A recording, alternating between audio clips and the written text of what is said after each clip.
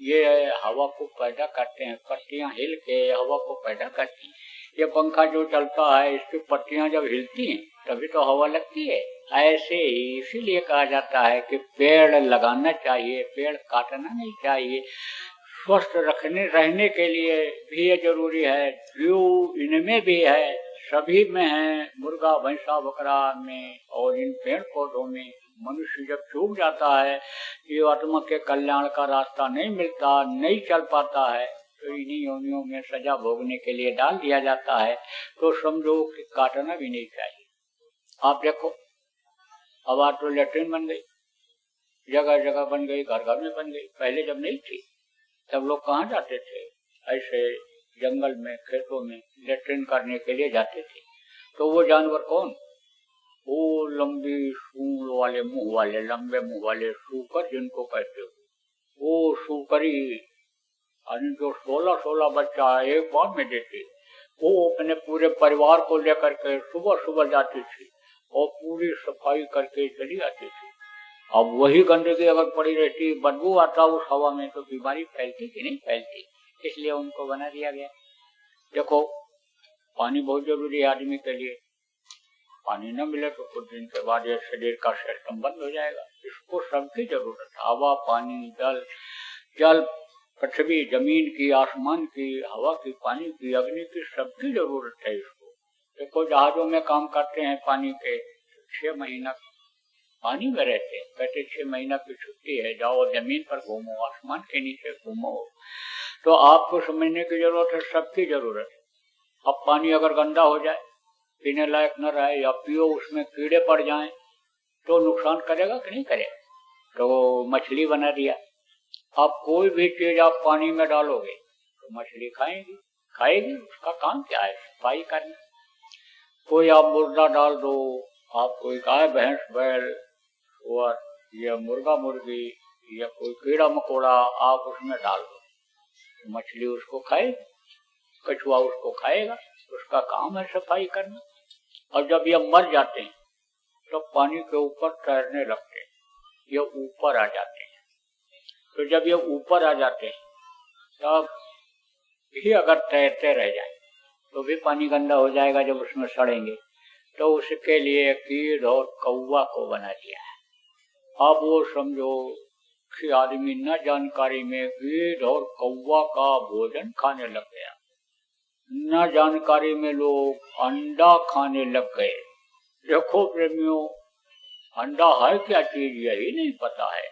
यह माताएं मासिक धर्म होती हैं, खराब खून इकट्ठा हो जाता है, अंडा बन जाता है, और खराब खून इकट्ठा होता है माताओं का तो बच्चा बन जाता है। मुर्गियों का खराब खून, उनका टट्टी पेशाब का खराब हिस्सा जब इकट्ठा हो जाता है तो वही अंडा बन जाता है। लेकिन डॉक्टर जिनको नहीं मालूम, वो तो कहते अंडा खाओ ताकत आ जाएगी, अंडा खिलाओ बच्चे को तंदुरुस्त हो जाएगा। उन्हीं से कहो मुर्गी का पेशाब पियोगे, टट्टी खाओगे, और तो गाली देकर भगाएगा, फिर वापस फेंकेगा। तुमको नहीं देखना, हम तुम बदतमीज हो, बात करने का तरीका नहीं मालूम। तो कहने का मतलब ये है कि यह मनुष्य का भोजन नहीं है, लेकिन जवान के स्वाद के लिए देखो जीव हत्या कर दे रहा है। न जानकारी में आदमी जानवरों को काट करके ऐसे देवता के सामने कि जो न देखते हैं, न बोलते हैं, न कुछ पूछो बता पाते हैं, उनकी मूर्तियों के सामने काट करके उनको चढ़ा देता है। क्योंकि कहते हैं प्रसाद खाना बहुत जरूरी है नवरात्र में। तो जब कटेगा सिर, मांस निकालेंगे, पकाएंगे घी और अन्य देवता को उसमें चना जैसा या अन्य चीजों को मिलाते हैं, तब उसको जवान के स्वाद के लिए खाते हैं। ये मानव मंदिर जब बताया गया तो मानव मंदिर को गंदा करते हैं। कैसे गंदा कर लेते हैं ये भी बताए, यही मुर्दा मांस डाल करके। तो कोई मंदिर हो, कोई मस्जिद हो, गुरुद्वारा हो, वहां पर कोई मुर्दा मांस ले जा करके डाल दे। पूजा पाठ कोई करता है? तो नमाज पढ़ते हैं, न पाठ करते हैं ग्रंथ का, और न कोई पूजा करता है। क्यों? कहते हैं जगह गंदी है, भगवान स्वीकार नहीं करेंगे, यहाँ पूजा करना ठीक नहीं है। तो इसी शरीर से ही तो पूजा पाठ करते हो, फूल पत्ती चढ़ाते हो। तो अब आप ये समझो खून कौन सा है इसके अंदर? उन्हीं जानवरों का। इसीलिए कबूल नहीं होता पूजा पाठ, इसको साफ सुथरा रखना जरूरी है। तो जानवरों का अलग ढांचा बनाया और मनुष्य का अलग बनाया। उनमें पांचों तत्व पूरे नहीं है। जानवर देखो ऐसे खड़े ऐसे नहीं हो सकते, सीधे नहीं खड़े हो सकते। ऐसे जैसे आप आसमान को देख लेते हो खड़े होकर के, वो नहीं देख सकते। ऐसे घूम करके गर्दन घुमा करके पीछे नहीं देख सकते, इस तरह से वो नहीं देख सकते हैं गर्दन घुमा करके। क्यों? क्योंकि उनमें पांचों तत्व पूरे नहीं है। उनकी जो आत्मा है यहाँ हृदय में और आपकी आत्मा इन दोनों आंखों के बीच में है। तो आप ये समझो कि मनुष्य शरीर में पूरे पांचों तत्व, मांसाहारी और शाकाहारी में अंतर है। क्या अंतर है ये भी बता दें आपको। देखो, मांसाहारी जो जानवर होते हैं उनकी आंखें गोल होती हैं और आदमी की लंबी होती हैं। आप देखो, उनकी आंखें रात को भी चमकती हैं। जैसे कुत्ता है, बिल्ली है, शेर है, उसकी आंखें रात को भी चमकती हैं और उनको दूर तक अंधेरे में दिखाई पड़ता है। आदमी को दूर तक अंधेरे में दिखाई नहीं पड़ता है। इसीलिए देखो, जो दिन में छिपे रहते हैं जानवर आदमियों के डर से, कुत्तों के जो हिंसक जानवर हैं उनके डर से जो छिपे रहते हैं, वो रात को शिकार के लिए निकलते हैं तो उनकी आंखें दूर से ही चमकती हैं। तो वो उनको शिकार करते हैं, एक दूसरे का आहार बनाते हैं, एक दूसरे का। कुत्ता है, कुत्ता पालतू कुत्ता है, कभी कभी ऐसे भों भों भों भों भों करने लगता है। देखो, न कोई जानवर है ना आदमी, तो आप तो कहोगे पागल हो गया है, किसको देख के भूख रहा है, कोई है ही नहीं। लेकिन उसको भूत दिखाई पड़ते हैं रात को। भूत अगर दिखाई पड़ जाए तो पीछे पीछे दौड़ता है, सब भों भों भों भों भों करता हुआ चला जाता है। तो आपको समझने की जरूरत है कि यह आंख खोलते हैं 3-4 दिन के बाद, पैदा होने के बाद। और देखो, मनुष्य का बच्चा तुरंत आंख खोल देता है। पैदा होते समय और मरते समय उनको भी तकलीफ होती है। आदमी भी देखो, झटके के साथ प्राण निकलते हैं। पापी कर्मियों के प्राण निकाले जाते हैं, हड्डी हड्डी चटकती है, बहुत तकलीफ होती है। और जो सज्जन होते हैं उनको भी झटका लगता है, कुछ न कुछ तकलीफ सबको होती है मरते समय। और बच्चे का तो पैदा होते समय तकलीफ का प्रमाण भी है, तो रोता हुआ ही पैदा होता है। ऐसे उनके भी बच्चे जब पैदा होते हैं जानवरों के, तो तकलीफ के साथ पैदा होते हैं। अब चूंकि खुली रहती है तो आदमी का बच्चा जो होता है देखता है जब कहाँ आ गए, कहाँ कहाँ चिल्लाता है जोर से। आप ये समझो, वो भी अनेक कोशिश करते हैं, लेकिन उनकी आंख और मुंह जब एक तरह से बंद रहता है तो आप समझो कि नहीं बोल पाते। देखो, कुछ बच्चे भी ऐसे होते हैं कि जिनके मुंह में वो अंदर का गंदगी जमा होता है, तो ये जो दाई लोग होती हैं उसको जब निकालती हैं तब उसकी आवाज निकलती है। ऐसे ही समझो प्रेमियों कि अंतर होता है। देखो, उनके जो नाखून होते हैं वो नुकीले होते हैं, बड़े होते हैं, और आदमी के जो ये नाखून होते हैं चपटे होते हैं, ये आगे से गोल होते हैं, ये ज्यादा नोच नहीं सकते हैं। और उनके जो नुकीले नाखून होते हैं वो एकदम से ऐसे नोच लेते हैं, शिकार कर लेते हैं जानवरों का। और उनका जो समझो कि दांत होता है एक बार ही जमता है, और जो मनुष्य के बच्चे का दांत है एक बार गिर जाता है, दूसरा फिर जमता है। और ये जबड़ा होता है, जहाँ दांत लगे हुए जबड़ा, तो ये ऐसे घूमता रहता है और जानवरों का नहीं घूमता है। वो इसीलिए देखो कि एक बार ऐसे मुंह में रखते हैं और फिर अंदर निकल जाते हैं, घुमा घुमा करके, ऐसे रस ले करके, जैसे मनुष्य घुमा घुमा करके खाता है ऐसे नहीं खा सकते। देखो, आप खाते हो तो मुंह को बंद कर लेते हो और फिर चलाते हो मुंह को, और वो मुंह को खोल खोल करके खाते हैं। मुंह को खोलते हैं फिर निकलते हैं, फिर वो दबाते हैं, मुंह को बंद करते हैं। तो जो हिंसक जानवर होते हैं, मांसाहारी जानवर होते हैं, वो खाते हैं, उनमें अंतर होता है। आपको और भी बताऊं इनकी पहचान। इनको पसीना आप ये समझो कि नहीं होता है, मनुष्य को पसीना होता है। मनुष्य पानी भी ज्यादा पीता है आप समझो मनुष्य की प्यास पानी पीने से बुझती है, और इनको जो प्यास लगती है ये जीव निकाल करके हवा ले करके उसमें तरी ले आते हैं, पानी कम पीते हैं ये जानवर। तो आप कौन जो मांसाहारी होते हैं, आपको और भी बताऊं कि इनका प्रसव काल जो होता है, बच्चा पैदा होने का जो समय होता है कम होता है। आदमी का 9 महीने का बच्चा, औरतों का 9 महीने का, उनका 2 महीना 3 महीना 4 महीने में ही हो जाता है। मांसाहारियों के जो सिस्टम होते हैं, आप समझो अग्नि गर्मी ज्यादा होती है मनुष्य में, उनमें गर्मी कम होती है। तो आप ये समझो प्रेमियों कि ये अंतर होता है। आप समझो शाकाहारी जानवर भी जो होते हैं उनको ज्ञान होता है, आदमी तो अपने ज्ञान को भूल गया, बुद्धि खराब हो गई उसकी, क्योंकि मांस उसका भोजन नहीं है। देखो लाज नहीं बचा पाए थे द्रौपदी के भीष्मपितामह, जब खा रहे थे दुर्योधन पापी कान, तो अन्न का दोष जब इतना लगा तो समझो प्रेमियों कि मांसाहार जब खाएगा तो बुद्धि कहाँ से भ्रष्ट होगी, दोष तो लगेगा ही। द्रौपदी ने कहा भी था कि ये ज्ञान आपका उस समय कहाँ चला गया था जो मरते समय आप दे रहे हो। तब बोले मैं पापी दुर्योधन का अन्न खा रहा था, मेरी बुद्धि भ्रष्ट हो गई थी। तो मनुष्य की बुद्धि भ्रष्ट हो जाती है, ज्ञान नहीं रह जाता उसको, उनको ज्ञान रहता।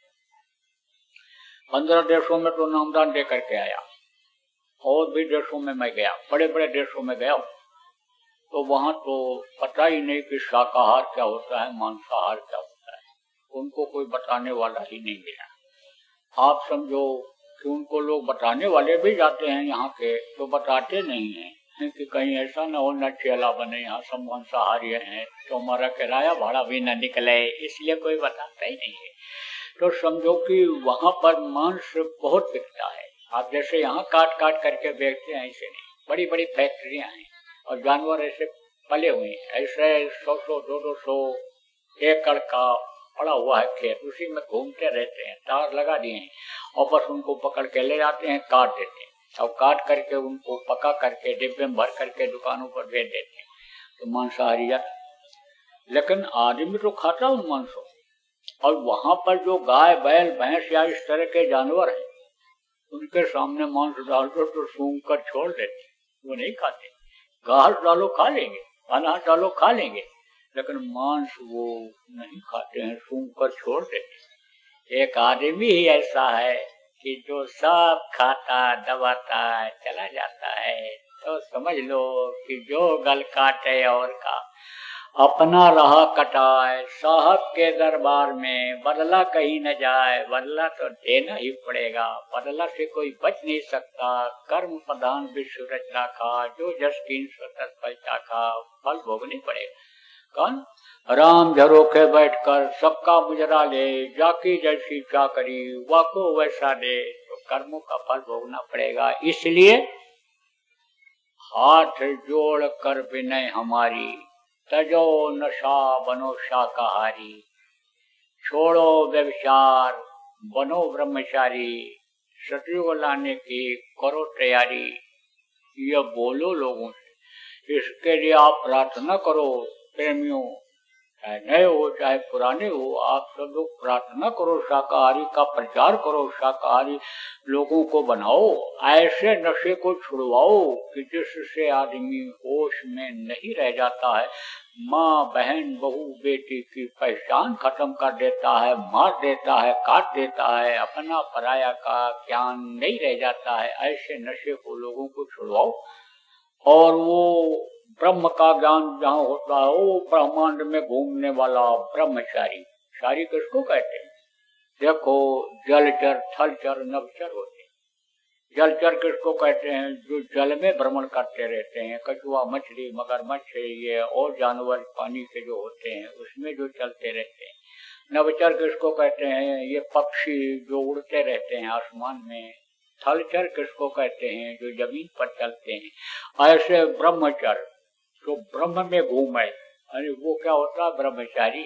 तो ब्रह्मचारी ऐसे होगा कि जब दूसरी की औरत को गलत नजर देखोगे, जब अपने अंदर संयम को बच्चे और बच्चियों ग्रहण नहीं कर पाओगे, संयमित नहीं रख पाओगे, तब ऊपर ब्रह्म का दर्शन कर पाओगे, ब्रह्म में घूमने लायक रह जाओगे। इसलिए ब्रह्मचर्य का पालन करो।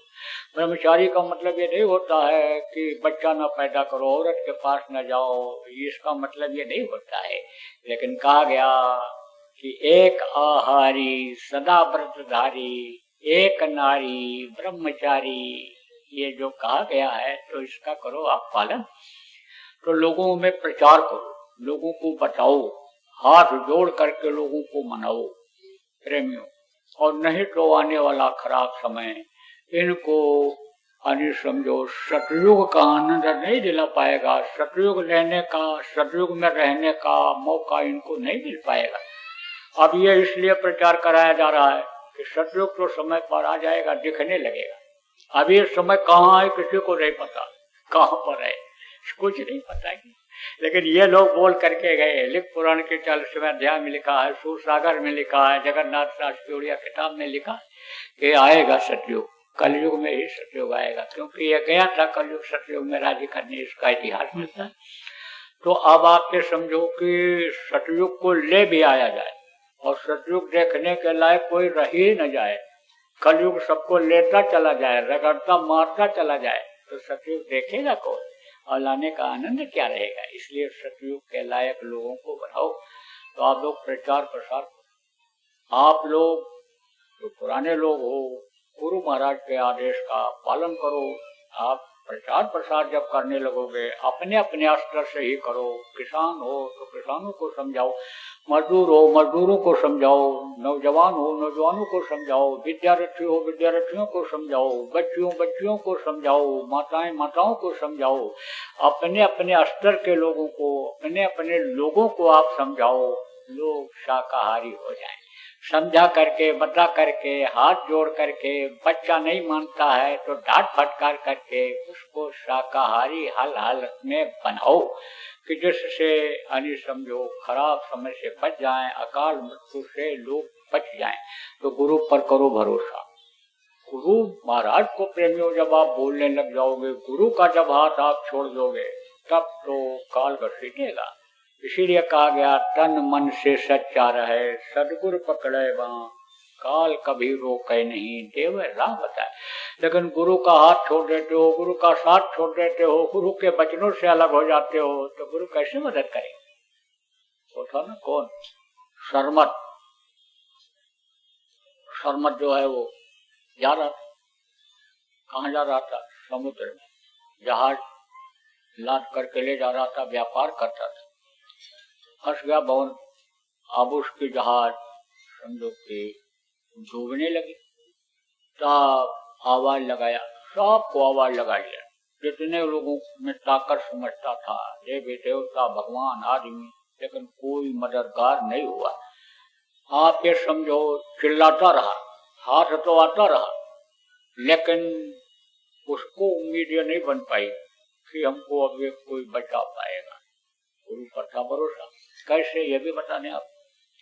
जब आवाज लगाया बचाओ बचाओ बचाओ, गुरु जी बचाओ बचाओ, समझो पक्का विश्वास नहीं हुआ, क्योंकि और लोगों को आके समझो कि याद करता रहा। द्रौपदी के कितने पति थे?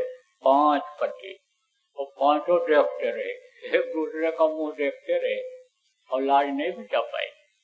वो उठेंगे वो उठेंगे वो उठेंगे, बस आप में गाड़ी छोड़ गई। एक अगर होता जान दे देता, हाथ पकड़ करके लाते हैं ना, देवताओं को साक्षी देकर लाते हैं कि इसकी रक्षा करेंगे, इसके संभाल करेंगे, जीवन भर साथ निभाएंगे। आप देखो प्रेमियों, जो अपने बच्चे बच्चियों का ध्यान नहीं रखते हैं, समय पर उनका शादी ब्याह नहीं कर देते हैं, वो अपने मन से जब करते हैं, अपने पसंद से जब करते हैं, तो 2 महीना भी नहीं बीतता है, तलाक के मुकदमे चालू हो जाते हैं, दहेज के मुकदमे चालू हो जाते हैं। लेकिन पहले तो उस समय ऐसा पहले का समय में ऐसा नहीं था। पहले के समय में समझ से लोग सब काम को करते थे और जिम्मेदारी अपनी समझते थे। आपको बताऊं मैं कि उसने फिर आवाज लगाया अपने गुरु को।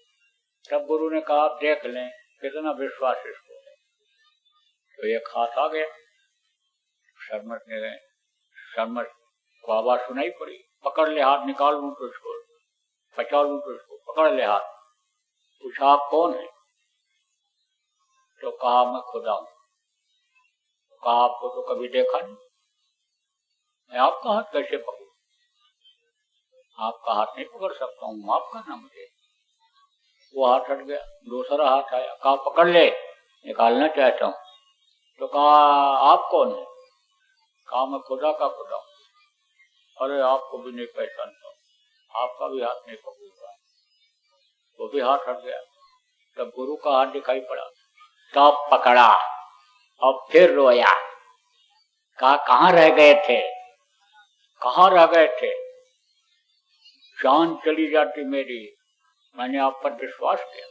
तब उन्होंने कहा विश्वास ही तो डगमगा रहा था तेरा, तू ही तो इधर उधर सोच रहा था। पहली बार में ही अगर हृदय से विश्वास कर लेता कि गुरु के सिवाय मेरा और कोई नहीं है, तेरा ही हाथ अगर पकड़े होता जैसे अब विश्वास हुआ तेरे को, तो ये नौबत न आती। इसलिए अन्य समझो कि गुरु को हाथ पकड़ाना चाहिए। गुरु हाथ पकड़ लेंगे तो कभी नहीं छोड़े। गुरु को हाथ पकड़ाओ अपना प्रेमियों, इधर उधर भटकोगे तो गुरु का हाथ छूट जाएगा। दुनिया की चीजों की तरफ, दुनिया के लोगों की तरफ अगर जाओगे, दुनिया के बहकावे में जाओगे, उन लोगों का हाथ पकड़ोगे, गुरु का हाथ छोड़ोगे तो फिर आप फंस जाओगे। इसलिए गुरु बचा लेगा जिसको, वो बच जाएगा। फेर लेंगे नजर तो वो फंस जाएगा। तो गुरु का हाथ पकड़ो, गुरु के आदेश का करो पालन। पुराने लोगों से मुझे ये कहना है, देखो जो पुराने लोग हो, थोड़े लोग तो भूल और भ्रम में पड़ गए, गुरु के वचन को भूल गए। बाकी लोगों को आपको याद है, जाने से पहले संतों की जो ये परिपाटी रही है, परंपरा रही है कि वो किसी न किसी को जीवों की संभाल के लिए यानी अपना काम सौंप करके जाते रहे हैं, अपनी ताकत दे करके जाते रहे। तो उसी परंपरा के अंतर्गत गुरु महाराज ने मुझे न चीज के लिए मंच से कहा था, कहाँ पर? वसीरतगंज, उन्नाव जिला में। ये नए लोगों को नामदान देंगे और पुराने की संभाल करेंगे। आप सब बहुत से लोगों को मालूम है, इसका सब प्रमाण भी है, इसकी कैसेट भी है। पुराने लोग सब अपने, कुछ लोग अपने कानों से सुने हैं जो वहां मौजूद थे। तो मैं तो पूरा गुरु के आदेश का पालन करता हूँ, संभाल वाली बात करता हूँ। जो लोग हमको दुश्मन मानते हैं उनको भी मैं अपना ही मानता हूँ, क्योंकि मर्यादा के डोर में बंधा हुआ हूँ। गुरु के आदेश के अंतर्गत मुझे काम करना है। आप ये समझो, तो मैं तो सबके लिए जो हो सकता है भलाई का ही काम करता हूँ। तो अब एक एक आदमी की भलाई एक एक जगह पर कैसे की जा सकती है, न लोग पहुंच पाते हैं। तो ये है, एक तरफ से बता देता हूँ, भाई सुमरन ज्ञान भजन करने लगोगे, प्रचार प्रसार करके अपने कर्मों को काटोगे, गुरु के वचनों को याद रखोगे, उनके मर्यादा में रहोगे, उनका नाम किसी तरह से न खराब हो यह ध्यान रखोगे, तो समझो कि आपकी संभाल गुरु महाराज करते रहेंगे। नामदान देना ये बड़ा कठिन काम होता है। दुनिया का सबसे कठिन काम नामदान देना ही हमको लगा। नामदान देने की इच्छा नहीं हो रही थी, लेकिन गुरु महाराज जाने के बाद हुक्म दिए कि अब इनको नामदान देना शुरू कर दो। अगर नामदान देने लगोगे और ये नामदान लेकर भजन करने लगेंगे, भजन करते करते इनका शरीर भी छूट गया तो इनको मनुष्य शरीर मिल जाएगा। क्योंकि मनुष्य शरीर का पाना ही बड़ा मुश्किल होता है। कोटि जन्म जब भटका खाया, तब यह नर्तन दुर्लभ पाया। करोड़ों जन्मों में भटकने के बाद फिर यह मनुष्य शरीर मिला करता है। तो नामदान देना शुरू कर दिया। जहां भी जाता हूँ सब जगह नामदान देता हूँ। तो महाराज के पास भी लाखों की भीड़ होती थी, उन्हीं की दया से मेरे पास भी लाखों की भीड़ होती है। 1-2 लाख आदमियों में भी नामदान देता हूँ। और विदेशों में कहीं कहीं पर, बड़े देशों में कमरों में ही नामदान देना पड़ा, थोड़े ही लोग आए, लेकिन नामदान इसीलिए देता हूँ, पता नहीं कब किसका आंख बंद हो जाए। तो कम से कम गुरु ने जो कहा है वचन, जो अनि समझो दिया है, उसके अंतर्गत उनको मनुष्य शरीर तो मिल जाएगा। इसलिए नामदान सबको दे देता हूँ। आपको भी खाली नहीं लौटाऊंगा, जो लोग आप यहाँ पर आए हो सबको नामदान दूंगा। अब सत्संगों को सुन करके, सत्संग होगा, भारत देश या धर्म परायण देश है, यहाँ सत्संग की बातों को, अच्छी बातों को, जिनको यह मालूम हो जाता है कि ये साधु है, महात्मा है, तो चलो इनकी बात को सुन लें, साधते हो इन्हें कारा जानी, इनसे कोई नुकसान नहीं होगा, ऐसे लोग भी आ जाते हैं। कुछ लोग अपने प्रेमी होते हैं, गुरु के वचनों को याद रखते हैं, जैसे गुरु महाराज कहा करते थे कि अब की बार जवाना 20 आदमियों को समझा के ले आना, कभी बोले 50 आदमियों को समझा करके ले आओ, उनको नामदान दिला दो। नामदान दिलाना बहुत बड़ा पुण्य का काम होता है, जैसे रोटी खिलाना, पानी पिलाना पुण्य का काम होता है, उससे कई गुना ज्यादा नामदान दिलाने का पुण्य का काम होता है। तो आप बहुत से लोग समझा करके लाते हो, नामदान के बारे में पता करके आते हो, तो उनको तो जल्दी मालूम हो जाता है। लेकिन जो पहली बार आते हैं सुनने के लिए, किसी ने कुछ बताया नहीं, उनको बताना पड़ता है नामदान के बारे में। नामदान है क्या? तो ये वो नाम है जिसके लिए गोस्वामी जी महाराज ने कहा, कल युग केवल नाम आधारा, सुमेर सुमेर नर उतरे पारा, नाम ले तो बहुत सिंधु सुखाही, सुजन विचार करो। ये वो नाम है जिसके लिए उन्होंने कहा, राम न सकहि नाम गुण खाई, कहाँ लगे करूं मैं नाम बढ़ाई। उन्होंने कहा नाम की महिमा का वर्णन कहाँ तक करूं, राम भी उनकी महिमा का, वो जो राजा दशरथ के पुत्र राम थे वो भी नहीं कर सकते नाम की महिमा का वर्णन। तो ये वो नाम है कि जिसके याद करने पर राम उनके वश में हो गए थे। किसके? हनुमान। सुमेर पवन सुत पावन नामू, अपने वश कर राखो रामू, यह वो नाम है प्रेमियों, ध्वन्यात्मक नाम, कि जो नाम यानी मनु और शतरूपा को सुनाई पड़ा था, शब्द रूपी नाम जिसको बताया गया, वो आवाज, वो जो शब्द उनको सुनाई पड़ी, यानी समझो उनके कान से वो आवाज जब अंदर गए, रंध्र उड़ जब आया, तब क्या हुआ? फिर हृष्ट पुष्ट तन भय सुहाए, मानो अभी भवन के आए। गोस्वामी जी महाराज ने लिख रखा है। तो उनके अंदर चैतन्यता आ गई। नहीं तो तपस्या करते करते उनका खाल सिकुड़ गया था। आप समझो कि ये आंतें सिकुड़ गई थी, ये समझो कि ये मांस एकदम चिपक गया था हड्डियों में। आपको समझने की जरूरत है, मालूम पड़ता था आप गए कि आप गए, लेकिन जब वो सुनाई पड़ा तो तभी से ताकत आ गई शरीर में। मानो अभी भवन से आए, जैसे बच्चा पैदा होता है, खून रहता है, उसके अंदर ताकत रहती है शरीर को विकसित करने की, उसी तरह से उनका शरीर हो गया। तो यह नाम ध्वन्यात्मक नाम है। नाम दो तरह का होता है, वर्णात्मक नाम होता है, ध्वन्यात्मक नाम होता है। वर्णात्मक नाम उसको कहते हैं जो मुंह से लिया जाता है। उसको जब महापुरुष आते हैं समय पर नाम को जगाते हैं, लोगों को उससे विश्वास होता है और उनका काम भी बनता है, उनका लक्ष्य पूरा होता है। जैसे त्रेता में राम भगवान आए थे तो राम नाम को उन्होंने जगाया था, राम नाम में शक्ति आई थी। तो बंदर और भालुओं ने उनका साथ दिया था। ज्यादातर छोटे लोग ही महापुरुषों का साथ देते, जैसे बंदर और भालू राम का साथ दिए, गोपी और वाले गांव के लोग कृष्ण का साथ दिए। एक से एक विद्वान रहे, हर युग में रहे, पढ़े लिखे जोशी, पैसे वाले, धनी मनी सब लोग थे, लेकिन वो लोग उन लोगों के समझ में नहीं आता है, छोटे लोगों समझ में आ जाता है। उन पर ज्यादा दया रहती है उस प्रभु की, और महापुरुष उन्हीं से काम ले लेते हैं। तो बंदर और भालुओं को विश्वास जमाया था, तो गुरु के शरण में रह करके सीखा था, उससे उनके अंदर हिम्मत और हौसला बढ़ाया था। लेकिन एक समय ऐसा आया त्रेता युग में कि जब रावण को मारने के लिए जाने को हुआ तो समुद्र में पुल बनाने की जरूरत पड़ी थी। तो बंदर और भालुओं से राम भगवान ने कहा था बनाओ पुल और चलो उस पर चढ़ करके। तो बोले महाराज पुल बनेगा कैसे? अरे बोले पुल बनाओ। बोले कोई सामान ही नहीं, कैसे पुल बनेगा? यहाँ तो समुद्र के किनारे पत्थर ही पत्थर है। तो बोले पत्थर डालो, पत्थर डाला, डूब गया। महाराज पत्थर तो डूब गया। तो बोले अब इस पर राम राम लिख दो। और राम राम डाल करके जब पत्थर ऊपर राम राम लिख करके जब पत्थर डाला, सारे पत्थर तैरने लगे थे।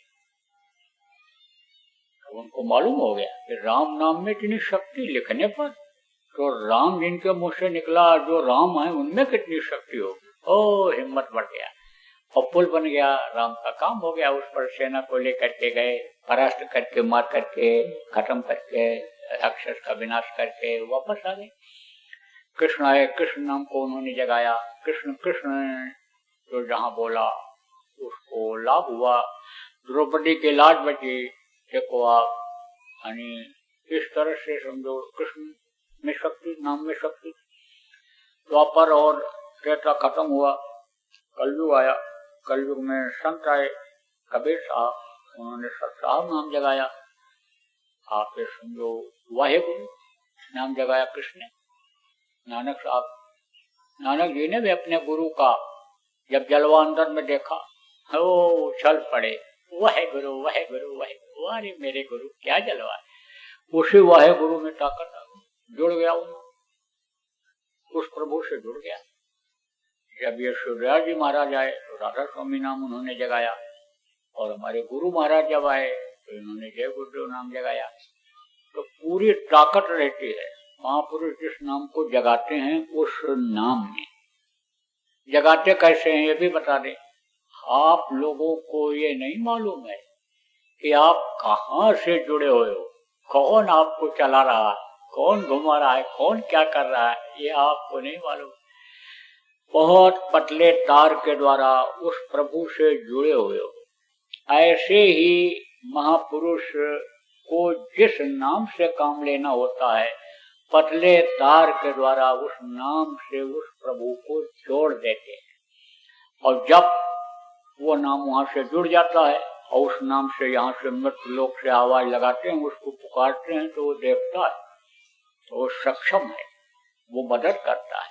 जैसे कोई तंदुरुस्त दोस्त हो, उसको याद करो, फौरन आएगा, मदद करेगा। कमजोर नहीं मदद कर सकता है, और सक्षम होगा तो मदद करेगा। तो वो प्रभु सक्षम है, वो मदद करता है। तो आप ये समझो, गुरु महाराज ने जब जगाया जय गुरुदेव नाम, जल्दी विश्वास न हो, तो उन्होंने परीक्षा लेने के लिए कहा।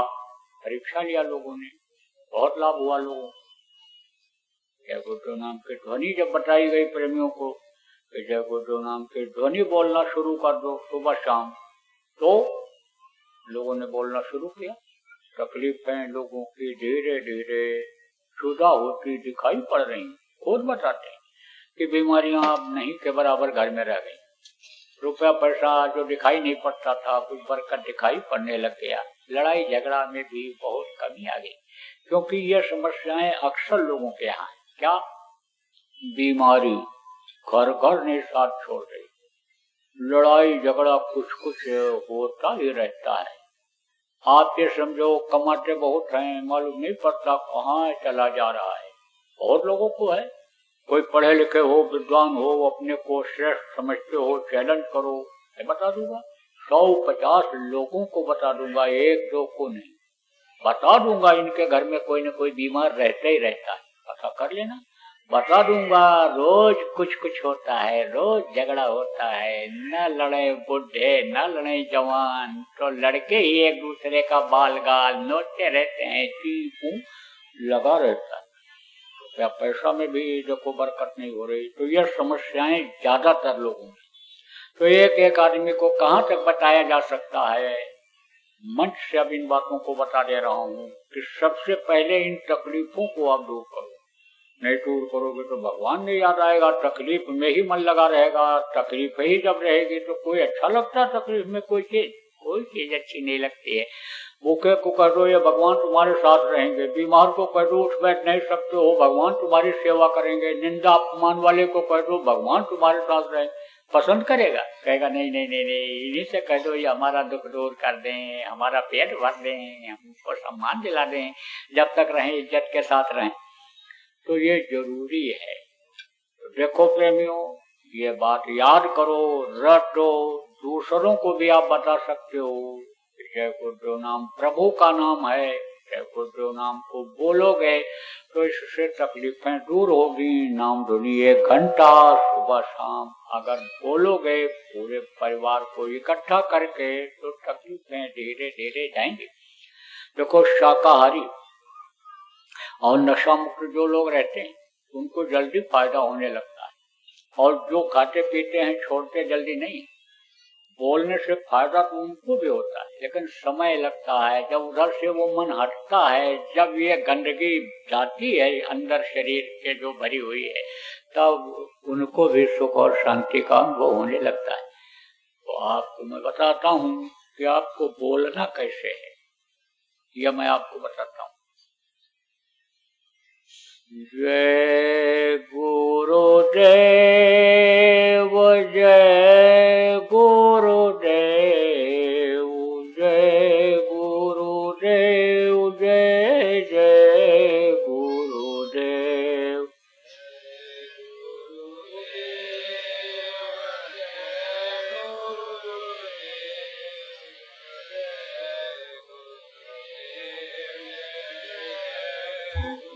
अरे सब लोग बोल करके सीख लो, यहाँ नहीं बोल पाओगे तो घर पे क्या बोलो।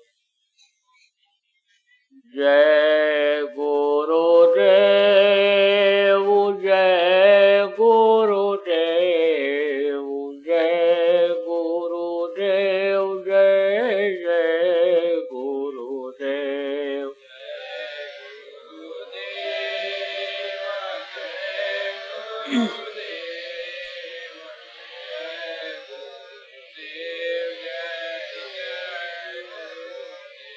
इसी तरह से जय गुरुदेव नाम के ध्वनि सबको बोलना है और बोलवाना है। ऐसे भी आदत डाल लो, सुबह उठो तो अंदर में ही बोलो जय गुरुदेव नाम के ध्वनि, रात को सोने से पहले जय गुरुदेव नाम के ध्वनि बोल लो।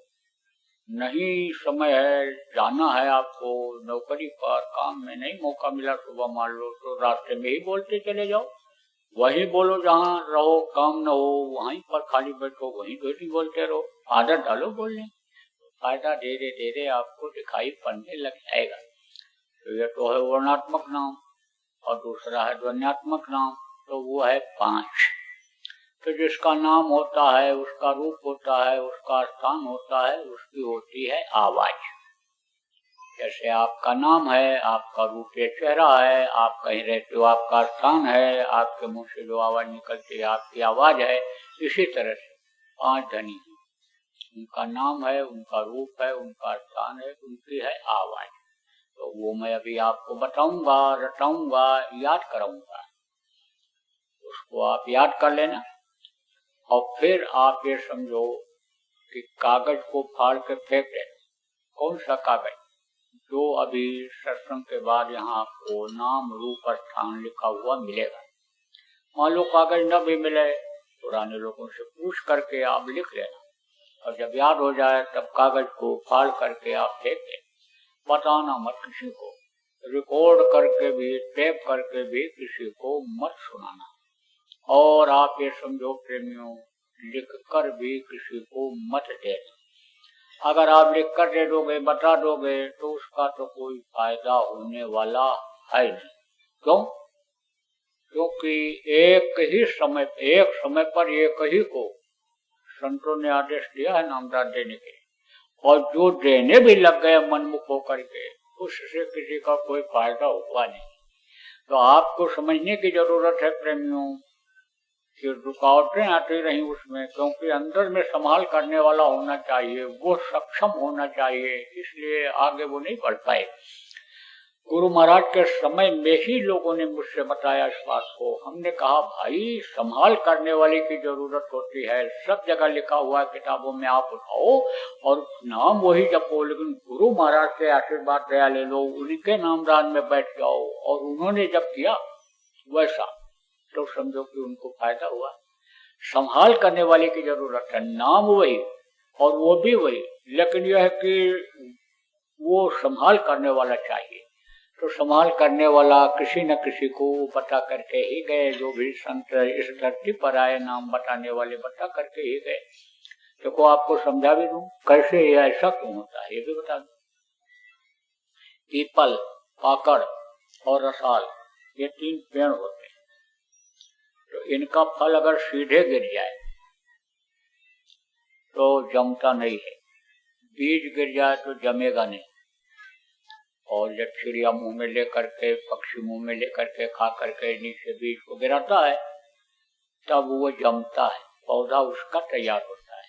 ऐसे ही जिसको दया होती है, जिसको आदेश होता है, उसके मुंह से सुनना जरूरी होता है। इसीलिए विदेशों में गया, 15 देशों में नामदान देकर आया। चिल्लाते हैं लोग, नहीं पहुंच पाता हूँ, आ जाइए, तो समझो जाना पड़ता है। तो नामदान आपको मैं बताऊंगा, गुरु के आदेश के अनुसार नामदान आपको दूंगा। इसको आप किसी को बताइएगा नहीं। बता देने पर अगर इनमें नाराजगी आ गई कि इन्होंने मेरा इज्जत नहीं किया, अपमान किया, तो नुकसान हो जाए। नुकसान का कोई काम मत कर। दूसरी बात और समझो कि आपको अभी ध्यान लगाना बताऊंगा, भजन करना बताऊंगा। जब आप भजन करोगे तो अनहद वेदवाणी, आकाशवाणी जिसको कहते हैं, अंदर में सुनाई पड़ेगी। वो ऊपरी लोगों की सैर जब करोगे, ऊपर का नजारा, स्वर्ग वैकुंठ देवलोक पितृलोक चंद्र लोगों का नजारा जब आप देखोगे तो देख करके खुश हो जाओगे। और जब खुश हो जाओगे तो दूसरों को बताने लगोगे, और जैसे ही बताओगे वैसे ही वो बंद कर देगा। फिर न देखोगे न सुनोगे तो बड़ी तकलीफ होगी, बड़ी बेचैनी होगी। जैसे मीरा तड़पती थी, रात दिना महीने न आवे, भावे अन्न न पानी, कुछ नहीं अच्छा लगता था। रात रात में ऐसे गलियों में घूमती थी, कोई मिल जाए, कोई वैद्य मिल जाए जो ये हमारी पीड़ा को खत्म कर दे, इस रोग को खत्म कर दे, जो मेरे अंदर बेकली है। तो बड़ी तकलीफ होती है, बताना मत। और अगर करोगे, ध्यान लगाओगे, भजन करोगे, मालिक से दया मांगोगे तो दया वो प्रभु देगा। इसलिए बताना मत किसी को।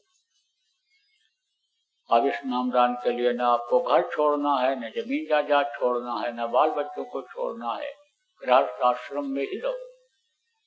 है आपके पास अच्छा खाओ, है आपके पास अच्छा कपड़ा पहनो, अच्छे मकान में रहो। आप ये समझो, मार कर छीन कर किसी का मत लाओ, दिल दुखा करके मत लाओ, बल्कि यही इच्छा रखो कि हमारे पास है तो हम दूसरे को खिला दें।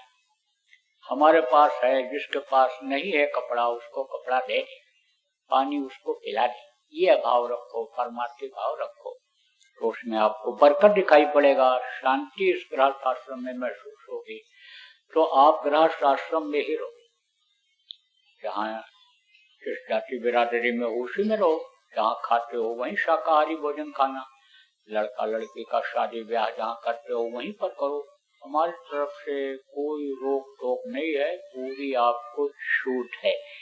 लेकिन 24 घंटा में से 22 घंटा समय तो बाल बच्चों के लिए, माता पिता के लिए, अपने शरीर के लिए, अपने हित मित्रों के लिए, रिश्तेदारों के लिए देना। लेकिन 2 घंटा समय अपनी आत्मा के कल्याण के लिए निकाल लेना। 1 घंटा सुबह शाम ध्यान भजन सुमिरन जो बताऊंगा उसको प्रेमियों जरूर करना। तो आप कहोगे कि सारी मर्यादा का पालन तो आप कर रहे हो, लेकिन ये दक्षिणा देने वाली बात को भूल जा रहे हो। दक्षिणा नहीं देंगे तो विद्वान लोग कहते हैं, संगीता नहीं दोगे तो गौदान का फल ही नहीं मिलेगा। आप ये समझो, सीधा अनाज नहीं दोगे तो समझो सत्यनारायण भगवान भूखे रह जाएंगे, कथा सुनने का फायदा नहीं होगा।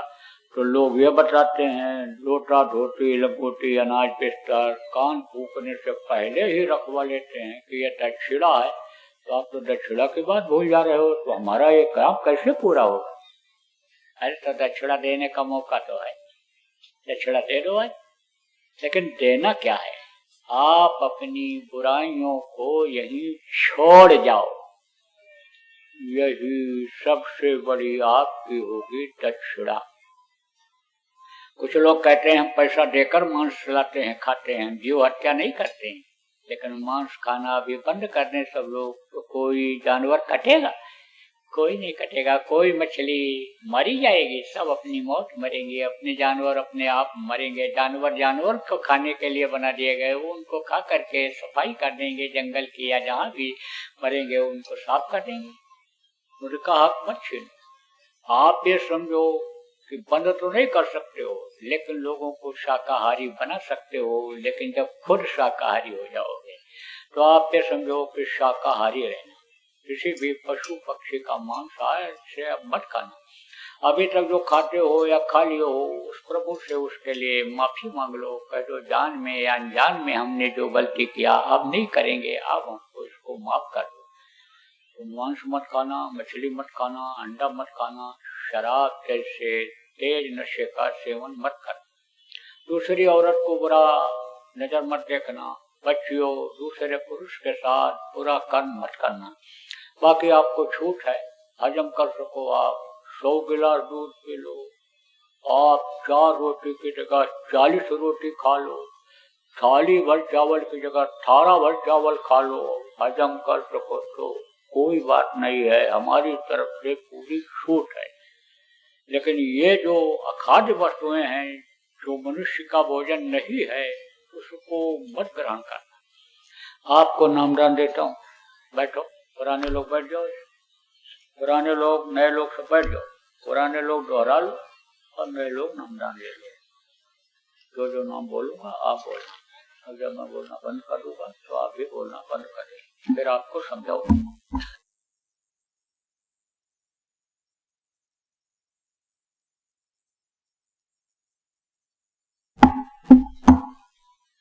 देखो यह नामदान पहले के समय में औरतों को तो मिलते ही नहीं थे, देते ही नहीं थे, लेकिन वो भी पार हो जाती थी। कैसे पार होती थी?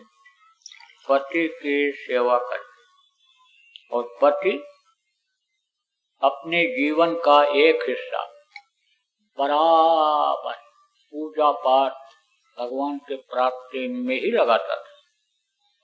तब वो सेवा करने वाले को भी अपने साथ पार कर देता था। जैसे कहा गया कि संत अपने परिवार वाले ही नहीं, रिश्तेदारों को, हित मित्रों को भी जब दया कर देते हैं तो पार हो जाते हैं। ऐसे ही वो जो अपने सेवा करने वालों को भी पार कर दिया करते थे। लेकिन अब कोई औरत कहे कि हमारे पति देव हमको पार कर देंगे, तो पति देव अपने ही पार होने का नहीं कर पा रहे हैं, तो औरत को क्या पार करें? तो ये बेचारी जाती फंस। इसलिए संतों ने दया किया और कहा तुम भी कर सकती हो। इसीलिए आंखों के नीचे की जो साधना थी, अष्टांग योग, हठ योग, कुंडलिनियों का जगाना, प्राणायाम, उसको खत्म कर दिया। और आंखी मध्य पंखी चमके, पंखी मध्य द्वारा ते द्वारे दूरबीन लगावे, उतरे भोजल पारा। आंखों के बीच से ये जो रास्ता गया हुआ, जिसको कोई भी कर सकता है, पढ़ा लिखा हो, अनपढ़ हो, गरीब हो, अमीर हो, 7-8 साल का बच्चा हो, जवान हो, बुढ़ा हो, कोई भी कर सकता है, चाहे औरत हो, कोई भी हो, सब कर सकते हैं। ये रास्ता निकाल दिया। तो आप लोग सब के सब नामदान ले लो, 7-8 साल के बच्चे भी नामदान ले लो आप, और जैसा बताऊंगा वैसा करना।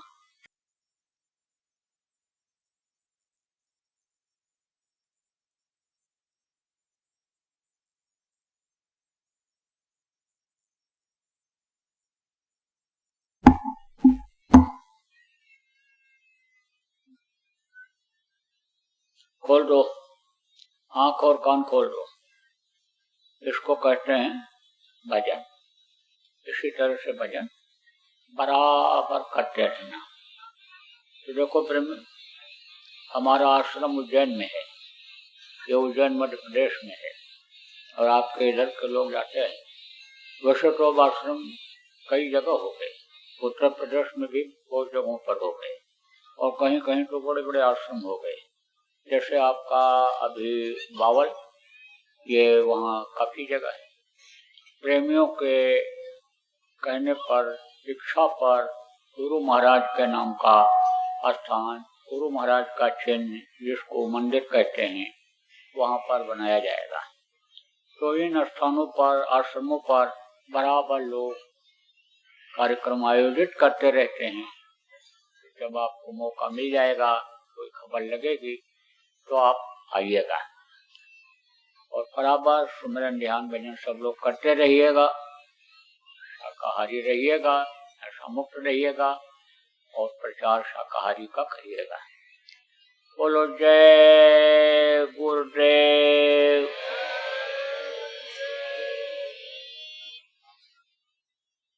मेहर के नजर करो मेरी ओर, मेहर के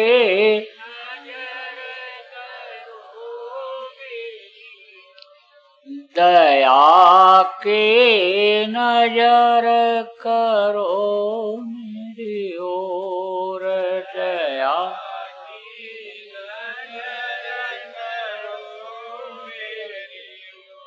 निश दिन तुम्हें निहारूं सतगुरु, निश दिन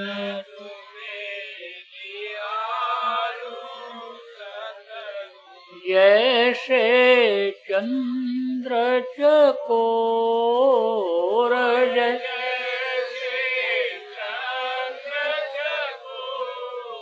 दया के नजर करो मेरी ओर, दया की नजर करो मेरी ओर।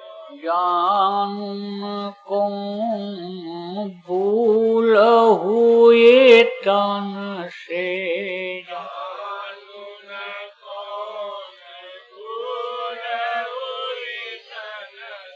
लियो हमसे मुख मोड़, लियो हमसे मुख मोड़, दया के नजर करो मेरी ओर, दया की नजर करो मेरी ओर।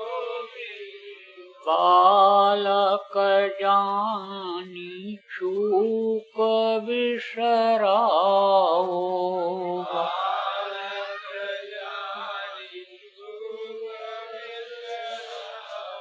आया शरण अब मैं तोर,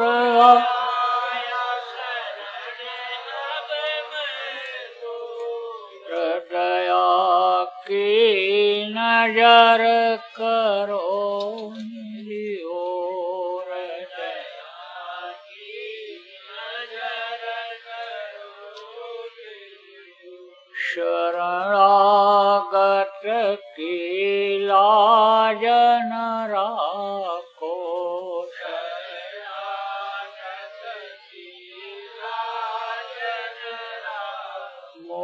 सुपतित अब जाए कहीं और,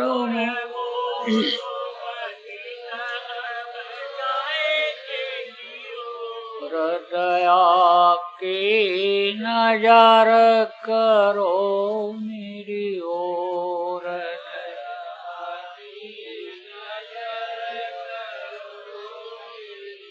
अब की बार उबार ले वजो,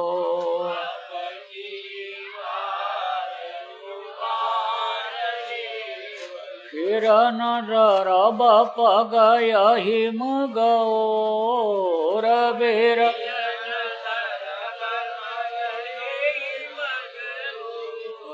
दया की नजर करो मेरी ओर, दया की नजर करो मेरी ओर। हर की नजर करो मेरी ओर,